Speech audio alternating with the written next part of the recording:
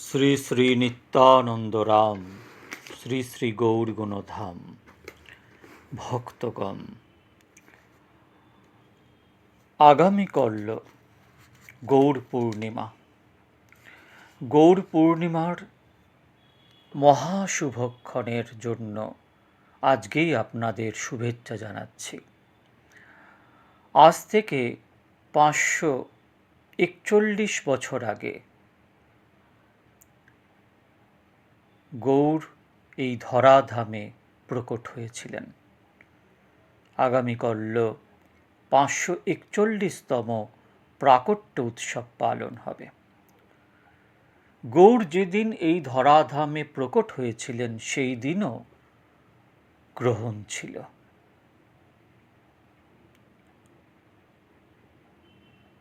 কারণ গৌরচন্দ্র প্রকট হলে কলঙ্কযুক্ত চন্দ্রকে তো ঢাকতেই হবে। সেই শুভ দিন আগামীকাল আবার আমাদের কাছে উপস্থিত। এই গ্রহণের কিছু সময় এবং কিছু নিয়ম আপনাদের কাছে আমি প্রথমেই বলছি, একটু শ্রবণ করে নিন। তারপরে আজকের গৌড়ের বিশেষ বার্তা, বিশেষ আলোচনায় আমরা প্রবেশ করব। আগামীকাল ভোর 6:20 মধ্যে, মানে গ্রহণ শুরু হচ্ছে দুপুর 3:20, তার ঠিক 9 ঘন্টা আগে ভোর 6:20 থেকে সূতক লেগে যাচ্ছে।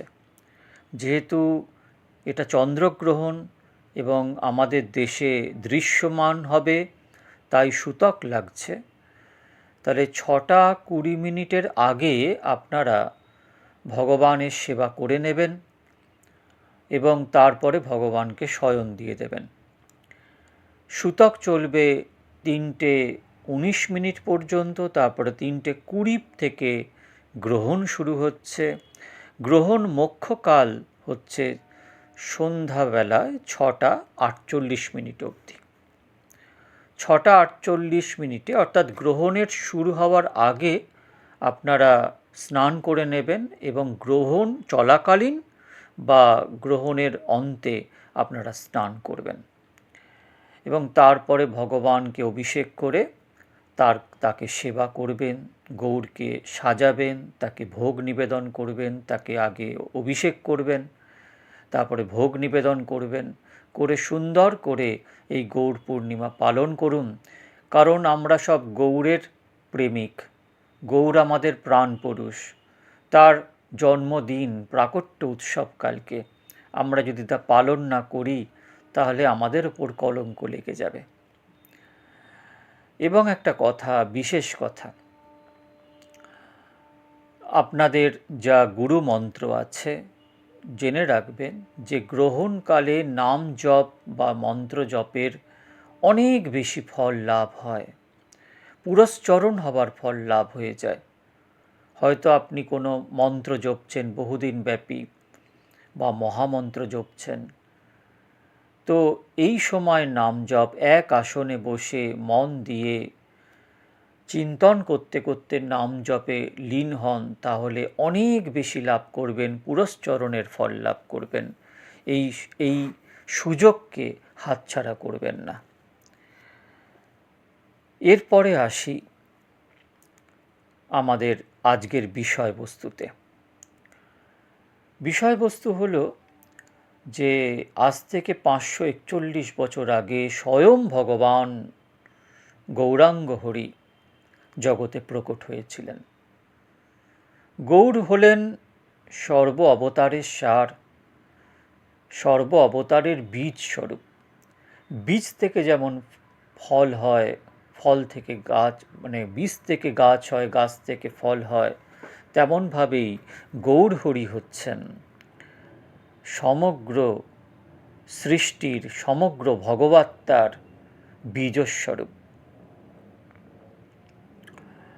সেই গৌরাঙ্গ হরি জগতে প্রকট হয়েছিলেন মর্ত্য বৈকুণ্ঠ নদিয়ার নবদ্বীপ ধামে আজ থেকে 541 বছর আগে শচীগর্ভ সিন্ধু মাঝে।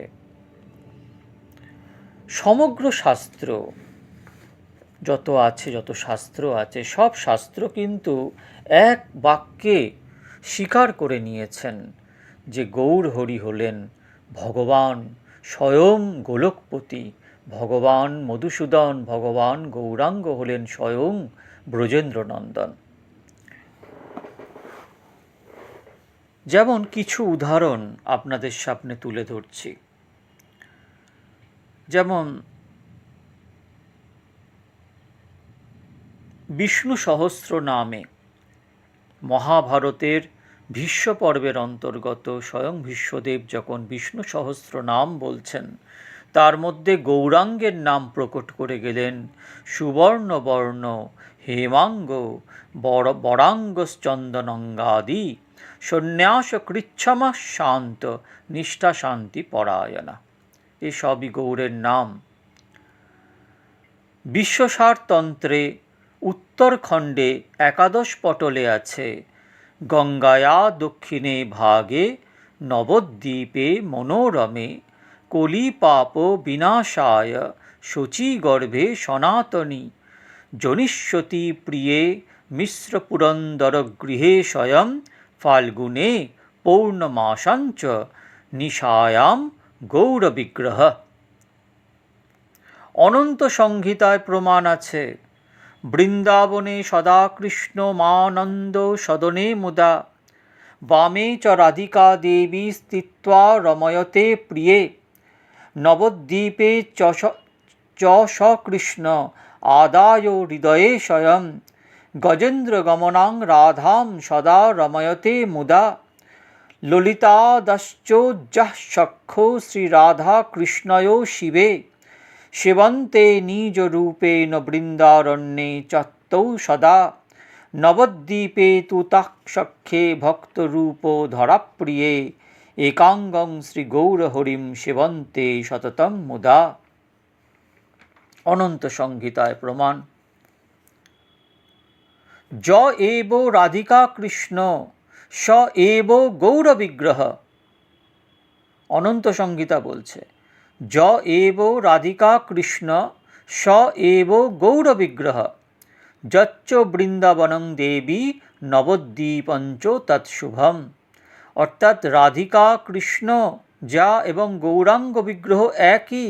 বৃন্দাবন এবং নবদ্বীপের মধ্যে কোনো ভেদ দেখতে নেই। বৃন্দাবনে নবদ্বীপে ভেদ বুদ্ধিশ্চ যৌ নরঃ। যিনি বৃন্দাবন এবং নবদ্বীপের মধ্যে ভেদ বুদ্ধি দেখেন, তথৈব রাধিকা কৃষ্ণে শ্রী গৌরাঙ্গে পরাত্মনি। এবং রাধা কৃষ্ণ এবং শ্রী গৌরাঙ্গের মধ্যে যারা অভেদ দর্শন করেন, মচ্ছুলোপাত নিভীর্ণ দেহ সোহপি নরাধম পচ্যতে নরকে ঘোরে যাবদাহূত সংপ্লবম। যারা রাধা কৃষ্ণ এবং গৌরাঙ্গ, যারা নবদ্বীপ এবং শ্রী বৃন্দাবনের মধ্যে ভেদ দর্শন করেন, তারা নরক গমন করবেন।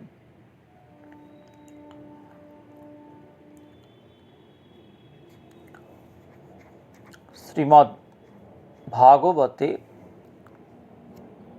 নন্দ মহারাজের প্রতি গর্গমুনি বাক্য আসন বর্ণাস্ত্রয়ো হাস্য গৃহ্ণন্তঃ নু যুগং তনুম শুক্ল রক্তস্তথাপিত ইদানীং কৃষ্ণ তাম গতঃ। কপিলতন্ত্রে আছে জম্মুদ্বীপে কলৌ ঘোরে মায়াপুরে দ্বিজালয়ে জনিত্তা পার্শ্বদৈ সার্ধং কীর্তনং প্রকটিষ্যতি। কুল অর্ণবতন্ত্রে হরপার্বতী সংবাদে আছে ততকালে চ সংপ্রাপ্তে কলৌ কোহপি মহানিধি হরিনাম প্রকাশায় গঙ্গা তীরে জনিষ্যতি। অনন্ত সংহিতায় আছে গৌরী শ্রী রাধিকা দেবী হরিকৃষ্ণ প্রকীর্তিত একো তচ্চ তয়ো সাক্ষাৎ দিতি গৌরহরি বিদু। বায়ু পুরাণে আছে কলৌ সংকীর্তন আরম্ভে ভবিষ্যামি শচীসুত স্বর্ণোদিতীরমস্থায় নবদ্বীপে জনাশ্রয়ে তত্র দ্বিজ কুলশ্রেষ্ঠ শুদ্ধ সত্যে দ্বিজালয়ে। সৌরপুরাণে আছে সুপূজিত সদা গৌর কৃষ্ণ বা বেদ বিদদ্বিজ। ছান্দোগ্য উপনিষদে আছে অত্র ব্রহ্মপুরং নাম পুণ্ডরীকং যদুচ্যতে তদেবাষ্টদলং পদ্মো সন্নিভ্যম পরম অদ্ভুতম তন্মধ্যে দহরং সাক্ষাৎ মায়াপুরো ইতির্যতে তত্র বেশ্য ভগবতশ্চৈতন্যস্য পরাত্মনা। চৈতন্য উপনিষদে আছে, রহস্যং তে বদিষ্যামি জাহ্নবী তীরে নবদ্বীপে গোলোকাক্ষে ধান্মি গোবিন্দ দ্বিভুজ গৌর সর্বাত্মা মহাপুরুষ মহাত্মা মহাযোগী ত্রিগুণাতীত সত্যরূপ ভক্তিং লোকে কাশ্যতীতি। ব্রহ্মপুরাণে আছে, কলে প্রথম সন্ধ্যায়াং লক্ষ্মীকান্ত ভবিষ্যতি দারুব্রহ্ম সমীপস্থ সন্ন্যাসী গৌর বিগ্রহ। পদ্মপুরাণে আছে, কলে প্রথম সন্ধ্যায়াং গৌরাঙ্গ হস্যৌ মহীতলে ভাগীরথ্যাস্তটে ভূয়ো ভবিষ্যতি সনাতনা। গরুর পুরাণে আছে, শুদ্ধ গৌর সুধীর্গাঙ্গ গঙ্গাতীর সমুদ্ভব দয়ালু কীর্তনাগ্রাহী ভবিষ্যামি কলৌ যুগে। শিব পুরাণে আছে, দিবিজা ভুবি জায়দ্ধং ভক্তরূপিণঃ কলৌ সংকীর্তনারম্ভে ভবিষ্যামি শচীসুত। নৃসিংহ পুরাণে আছে, সত্যে দৈত্যকুলাদি নাশ সময়ে স্ফুর্জরোর কেশরী ত্রেতায়াম দশকন্দরং পরিভবনো রামাবিনমাকৃতি গোপালং পরিপালয়ন ব্রজপুরে ভারং হরণ দাপরে গৌরাঙ্গ প্রিয়কীর্তন কলিযুগে চৈতন্য নামা হরি।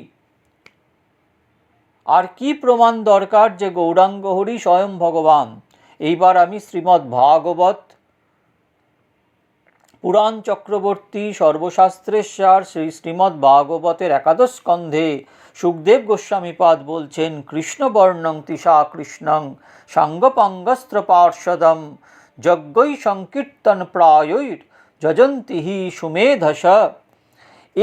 এই যে শ্লোকটা উনি উচ্চারণ করেছেন সুখদেব গোস্বামীপাদ, এর মানে হচ্ছে কলিকালে বিবেকী ব্যক্তিগণ, খুব মন দিয়ে শ্রবণ করুন, কারা গৌরের আরাধনা করবে? যারা বিবেকী, যাদের বিবেক জাগ্রত হবে। তাহলে কলিকালে বিবেকী ব্যক্তিগণ ইন্দ্রনীল তুল্য উজ্জ্বল কান্তি হরিকে হৃদয় আদি অঙ্গ দেবতা, কৌস্তবাদি উপাঙ্গ দেবতা, সুনন্দাদি পার্ষদ ও সুদর্শনাদি অস্ত্রের সহিত সংকীর্তনরূপ স্তুতি বহুল যজ্ঞ দ্বারা অর্চনা করিবেন। বিশ্বনাথ চক্রবর্তীপাদ তার টিকায় বলছেন যে নবযোগীন্দ্রের অন্যতম চমস মুনি বিষ্ণু বিমুখগণের দুর্গতির কথা বলবার পর রাজা নিমি শ্রী ভগবানের প্রকার বর্ণ নাম কাল অনুযায়ী পূজাবিধি জানিতে ইচ্ছা প্রকাশ করিয়াছিলেন। রাজার প্রশ্নের উত্তরে অতঃপর যোগীবর করভাজন যুগের অবতারের কথা কীর্তন করছেন। করভাজন মুনি বলেছেন ভাগবতে যে সত্যযুগে শুক্লবর্ণ, ত্রেতায় রক্তবর্ণ, দাপরে শ্যামবর্ণ, কলিতে ভগবানের কৃষ্ণবর্ণ অবতার হয়। কৃষ্ণের বর্ণ কৃষ্ণ হলেও তাহার কান্তি অকৃষ্ণ অর্থাৎ গৌর, অন্তঃকৃষ্ণ বহির্গৌর। যিনি নিজে কৃষ্ণ হলেন কিন্তু তার মুখে যে কৃষ্ণ, এই দুই, যিনি নিজে অকৃষ্ণ বর্ণ অর্থাৎ নিজে গৌর বর্ণ, কিন্তু কৃষ্ণ এই দুই বর্ণ যার মুখে, তিনি হলেন গৌরাঙ্গ হরি। তাহলে কলিতে দাপরে তান্ত্রিক উপাচারে পূজা হয়, আর কলিতে সেবা ও নাম কীর্তন রূপে সম্পন্ন হয়ে থাকে। যারা সুমেধা, স্তুতি থেকে বলা হচ্ছে যজ্ঞই সংকীর্তন প্রায়ৈর যজন্তি হি সুমেধস, সেই ভগবানকে, সেই গৌরাঙ্গ হরিকে কারা যোজনা করেন, কারা পূজা করেন? যারা নাম সংকীর্তনের দ্বারা সেই গৌরাঙ্গকে হরিকে ভজনা করেন তারা সুমেধা। জগতে মেধার অভাব নেই, কিন্তু সুমেধা বড়ই দুর্লভ। এই কলিযুগে যারা, কারণ সব কলিযুগে তো মহাপ্রভু আসেন না, আমাদের মহা সৌভাগ্য যে আমাদের এই কলিযুগে জন্ম হয়েছে, আবার এই নবদ্বীপ ধামের কাছেই জন্ম হয়েছে। আমরা গৌড়ের আশ্রিত, গৌড় আমাদের প্রাণ প্রভু। এটা আমাদের কত বড় কৃপা, আপনারা একটু বোঝার চেষ্টা করুন। সেই গৌর হরিকে বাদ দিয়ে আমরা যাব কোথায়? আমাদের তো যাওয়ার জায়গা নেই। হ্যাঁ, ছেড়ে দিলেও যেতে পারবো না, কোনো প্রলোভনেই পা দিতে পারবো না, কারণ যে গৌড়ের মুখ দেখে ফেলেছে সে ফিদা হয়ে গেছে, তার আর কিছু পাওয়ার কিছু নেই। তাই সেই ভগবানকে যারা এই কলিযুগে ভজনা করেন তারা শুধু মেধাবী নয়, তারা সুমেধাবী, সুমেধা। সুতরাং এই গৌড়ের আরাধনা কলিযুগে যারা করেন তারা সুমেধা।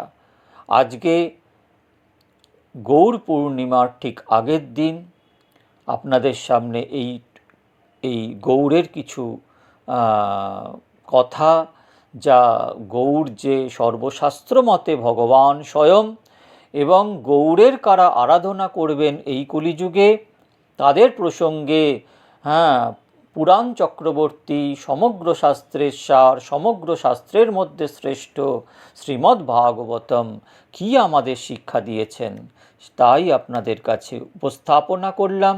ভালো করে প্রাণ ভরে গৌরাঙ্গ হরির নাম করুন। চলুন গাই ভজনিতাই গৌরাধেশ্যাম, জপ হরে কৃষ্ণ হরে রাম।